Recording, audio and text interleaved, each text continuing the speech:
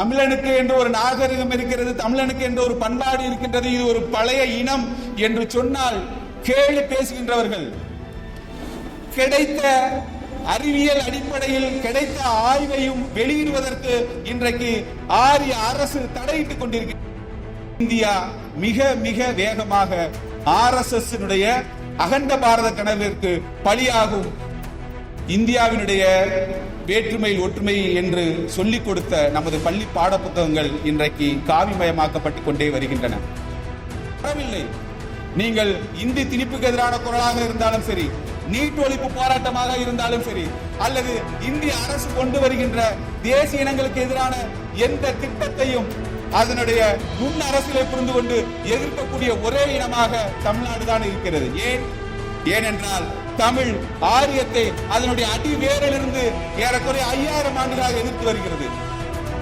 அப்துல்லா அறிக்கை கொடுக்கிறார், சாதி மத பேதங்கள் இல்லாமல் எல்லோரும் சமத்துவமாக இருக்க வேண்டும் என்று அறிவித்தவர் ராமர் என்கிறார். ஏன் தேசிய இனங்கள் ஒரு அச்சுறுத்தல் நிலைக்கு தள்ளப்பட்டுக் கொண்டிருக்கின்றன? குடியுரிமை சட்டம் உட்பட்டு இந்த மண்ணின் மக்களை கேள்வி கேட்கக்கூடிய ஒரு நிலைமைக்கு ஆளாக்கி இருக்கின்றார்கள்.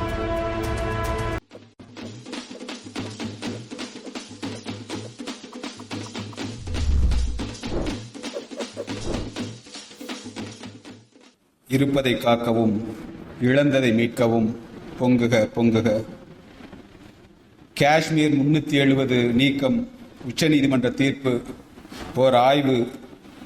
கருத்தரங்கத்துடைய தலைவர், தமிழ் தேசிய பேரியக்கத்துடைய தலைமை செயற்குழு உறுப்பினர் அருமை தோழர் கவித்தோன் அவர்களே, இந்த கருத்தரங்கில் பங்கேற்று கருத்துரை வழங்க வருகை புரிந்திருக்கக்கூடிய தமிழ் தேசிய பேரியக்கத்தின் பொதுச் செயலாளர், தமிழ் தேசிய தமிழர் கண்ணோட்டம் இதழின் ஆசிரியர் அருமை தோழர் கி வெங்கட்ராமன் அவர்களே, பாதிக்கப்பட்ட மக்களின் பக்கம் நின்று சட்டத்தின் குரலாய் எதிரொலித்து வீரப்பன் தேடுதல் வேட்டையில் பாதிக்கப்பட்ட மக்களுக்காக களமாடிய, சாதி ஒடுக்குமுறையின் பால் உயிரிழந்த கோகுல்ராஜுக்கு நீதி பெற்று தருவதற்காக நீதிமன்ற படியேறிய மக்கள் உரிமை போராளி எங்கள் மரியாதைக்குரிய தோழர் மூத்த வழக்கறிஞர் பாப்பா மோகன் அவர்களே, நிறைவாக நன்றி உரை வழங்க இருக்கக்கூடிய வேப்பூர் ராமராஜ் அவர்களே, இந்த கருத்தரங்கத்தில் பங்கேற்பதற்காக தஞ்சை, குடந்தை, பெண்ணாடம், மதுரை உள்ளிட்ட பகுதிகளில் இருந்து வருகை புரிந்திருக்கக்கூடிய தமிழ் தேசிய பேரியக்கத்தின் தோழர்களே, தமிழக விவசாயிகள் சங்கத்துடைய மாவட்ட தலைவர் அருமையா மாப்பா சின்னத்துறை அவர்களே, வழக்கறிஞர்களே, பொறியாளர்களே, உங்கள் அனைவருக்கும் என்னுடைய மாலை நேரத்து வணக்கத்தை தெரிவித்துக் கொள்கின்றேன். காஷ்மீர் மாநிலத்துக்கு வழங்கப்பட்ட சிறப்பு அதிகாரம் அரசமைப்பு சட்ட உறுப்பு 370 கடந்த 2019 குடியரசுத் தலைவர் ஆணை ஒன்றின் மூலமாக நீக்கியதை தொடர்ந்து ஜம்மு காஷ்மீர் அந்த காஷ்மீரி தேசிய இன மக்களுடைய தாயகம் என்கின்ற நிலையிலிருந்து மாற்றப்பட்டு லடாக் என்ற யூனியன் பிரதேசமாகவும் ஜம்மு காஷ்மீராகவும் பிரிக்கப்பட்டது. இதற்கு எதிராக அந்த மண்ணை சார்ந்த எழுத்தாளர்கள், சிந்தனையாளர்கள், அரசியல் இயக்கங்களை சார்ந்தவர்கள், மனித உரிமை போராளிகள் உள்ளிட்டோர் 23 மனுக்களை உச்சநீதிமன்றத்தில் தொடுத்தனர். அந்த 23 மனுக்கள் மீதான இறுதி தீர்ப்பினை கடந்த டிசம்பர் 11 உச்சநீதிமன்றத்தினுடைய அமர்வில் அங்கம் வகித்த உச்சநீதிமன்றத்துடைய தலைமை நீதிபதி டி.ஒய். சந்திரசூட் அவர்களும், சஞ்சய் கிஷன் கவுல், பி.ஆர். கவாய், சூரியகாந்த், சஞ்சீவ் கண்ணா உள்ளிட்டோர் அமர்வு இந்த 370 நீக்கம் செல்லும் என்கின்ற ஒரு தீர்ப்பை அளித்திருக்கின்றார்கள். அது மட்டுமல்லாமல் ஜம்மு காஷ்மீர் உடனடியாக ஒரு மாநில அந்தஸ்துக்கு மாற்றப்பட்டு அதற்குரிய தேர்தல் வருகின்ற செப்டம்பருக்குள் நடத்தப்பட வேண்டும் என்று அவர்கள் தெரிவித்துள்ளார். இந்த தீர்ப்பு என்பது ஆட்சியில் இருக்கக்கூடிய பாரதிய ஜனதா கட்சியினுடைய மனம் போனாத தீர்ப்பாக நாங்கள் பார்க்கின்றோம். காரணம், இந்த தீர்ப்பு இந்தியாவினுடைய பன்முகத்தன்மையை கேள்விக்குறியாக்குகின்றது.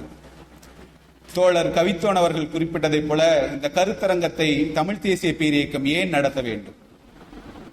ஏனென்றால் இது எங்களுடைய அரசியல் பங்களிப்பு என்று நாங்கள் கருதுகின்றோம். இது எங்கள் அரசியல் கடமை என்று நாங்கள் கருதுகின்றோம்.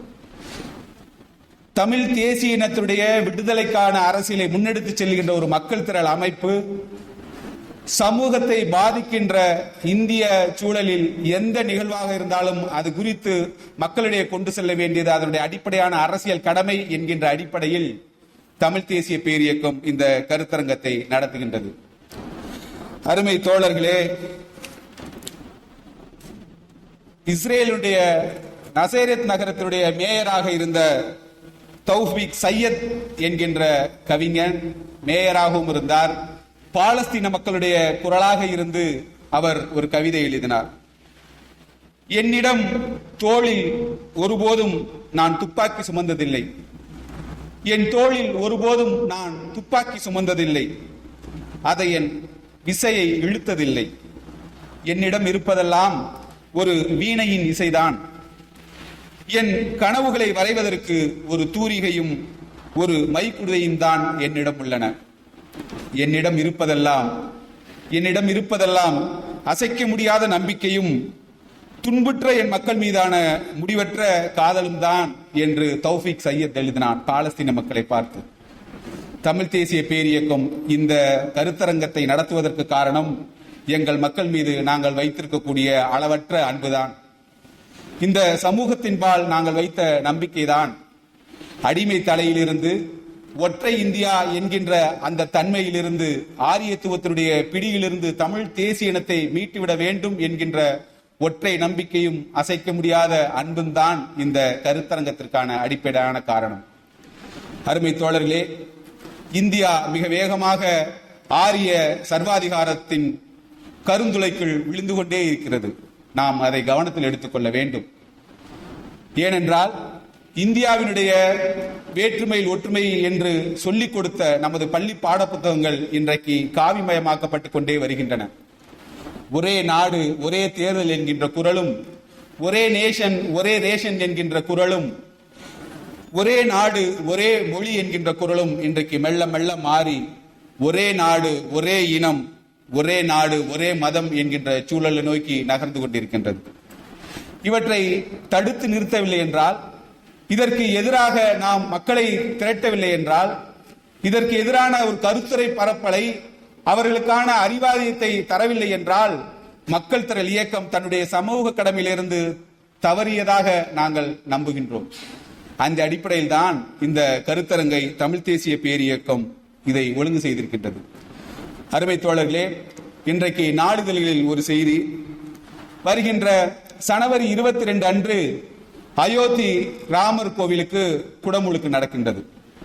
அந்த குடமுழுக்கிற்காக இந்திய ஒன்றியத்துடைய தலைமை அமைச்சர் மோடி அவர்கள் ஒரு வேண்டுகோள் விடுத்திருக்கின்றார். இந்தியாவில் இருக்கக்கூடிய அனைத்து மக்களும் இங்கே அயோத்தியில் வருவதற்கு சாத்தியமில்லை.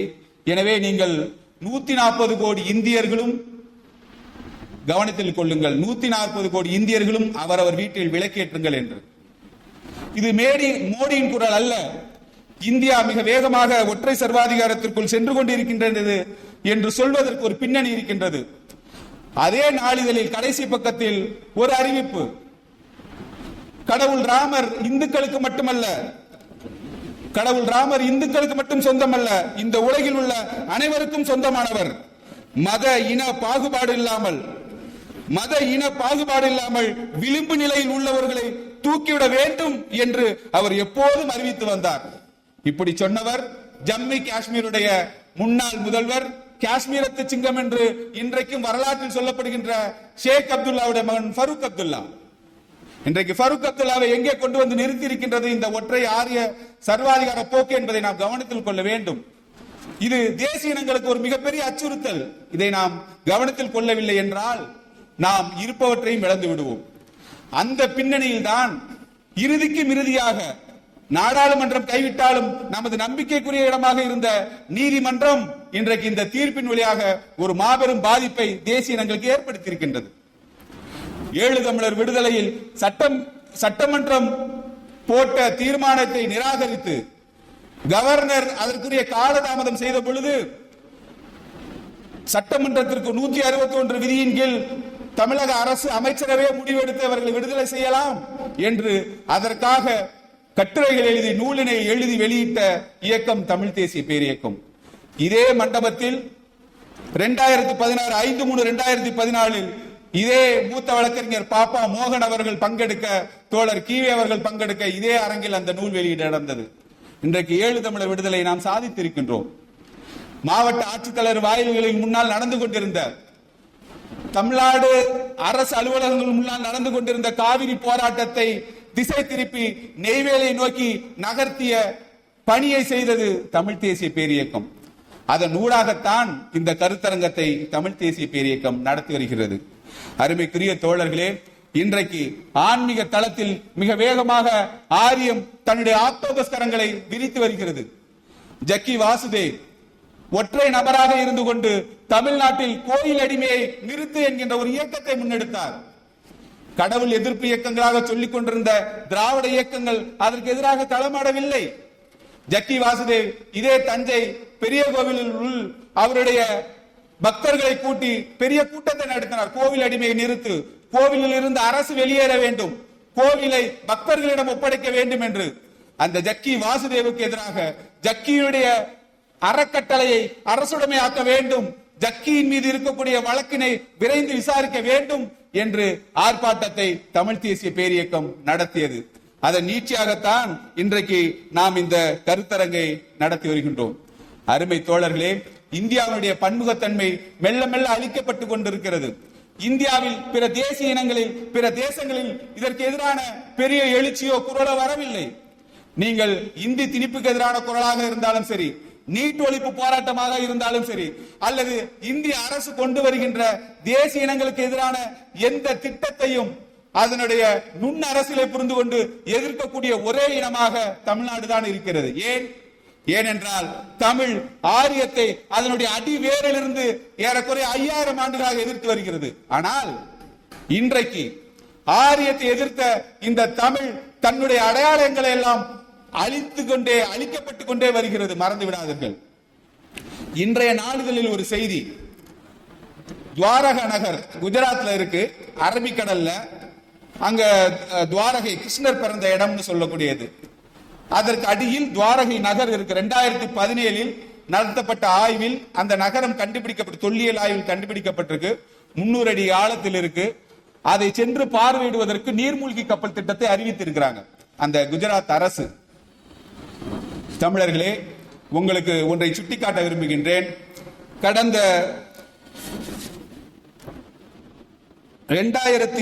ஜனவரி 22, 2023 ஒரு பத்திரிகையாளர் சந்திப்பு திருச்சியில் நடந்தது.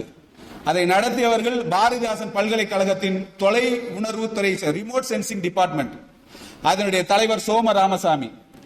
அவர் அறிவித்தார், பூம்புகார் கடலாய்வை மேற்கொண்டு இந்த கடலில் பூம்புகார் பட்டினத்தில் ஏறக்குறைய 15000 ஆண்டுகளுக்கு முற்பட்ட நகரம் ஒளிந்திருக்கிறது, அமிழ்ந்து கிடக்கின்றது என்கின்ற ஆய்வினை வெளியிட்டார். ஏறக்குறைய 70 கப்பல்கள் வந்து செல்லுகின்ற துறைமுகம் இருக்கிறது. காவிரி ஓடி அதன் துணை ஆறுகள் இருப்பதற்குரிய அடையாளங்கள் இருக்கின்றன. வளமிக்க 3 டெல்டாக்களை இதோ இந்த காவிரி பூம்பட்டினத்தில் பூம்புகாருக்கு அடியில் உருவாக்கி இருக்கின்றது என்று சோமராமசாமி ஒரு பத்திரிகையாளர் சந்திப்பை நடத்தினார். அந்த பத்திரிகை செய்தி வந்ததற்கு பின்னால் எங்கள் பொதுச் செயலாளர் தொடர்பு கொண்டு, நீங்க அவரை சந்திச்சுட்டு எப்படியாச்சும் நீங்க ஒரு கருத்தரங்கம் ஏற்பாடு பண்ணுங்க. நாங்க நண்பர்கள் மூலமா ஒரு பேராசிரியர் சோமராமசாமி அவர்கள் தொடர்பு கொண்டோம். கருத்தரங்கத்துக்காக தொடர்பு கொள்ள, அவரை சந்திச்சு வாழ்த்துவதற்காக, வாழ்த்து தெரிவிக்கணும் தான் தொடர்பு கொண்டோம். ஆனால் அவர் எங்களை சந்திக்க மறுத்தார். அதற்கு பின்னால் அந்த ஆய்வுக்குழுவில் இருந்த பேராசிரியர்கள் சரவணவேல், பழனிவேல், குமணன் உள்ளிட்டோர்களையும் தொடர்பு கொண்டோம். அவரு தாங்க சொல்ல முடியும், அவர் சொல்லாம நாங்க எந்த இதுலயும் பங்கெடுக்க முடியாதுன்னு சொல்லிட்டாங்க. எந்த பதபதைப்பில் அந்த கருத்தரங்கத்தை நடத்த வேண்டும் என்று நாங்கள் நினைத்தோமோ அது நடந்திருக்கிறது. இன்று வரை அது குறித்த அடுத்த கட்ட ஆய்வுகள் பற்றி எந்த முடிவும் வெளிவரவே இல்லை. தமிழனுக்கு என்று ஒரு நாகரிகம் இருக்கிறது, தமிழனுக்கு என்று ஒரு பண்பாடு இருக்கின்றது, இது ஒரு பழைய இனம் என்று சொன்னால் கேள்வி பேசுகின்றவர்கள், கிடைத்த அறிவியல் அடிப்படையில் கிடைத்த ஆய்வையும் வெளியிடுவதற்கு இன்றைக்கு ஆரிய அரசு தடையிட்டுக் கொண்டிருக்கின்றது. ஆனால் ஒரு கற்பனையான துவாரக நகரை இன்றைக்கு பார்வையிட செய்வதற்கான பயண ஏற்பாடுகளை செய்து கொண்டிருக்கின்றார்கள். சேது சமுத்திரம் திட்டம் வந்த பொழுது ராமர் பாலம் அது எங்களது நம்பிக்கை என்று சொன்னார் அத்வானி. எங்கள் நம்பிக்கையை நீங்கள் கேள்வி எழுப்ப முடியாது.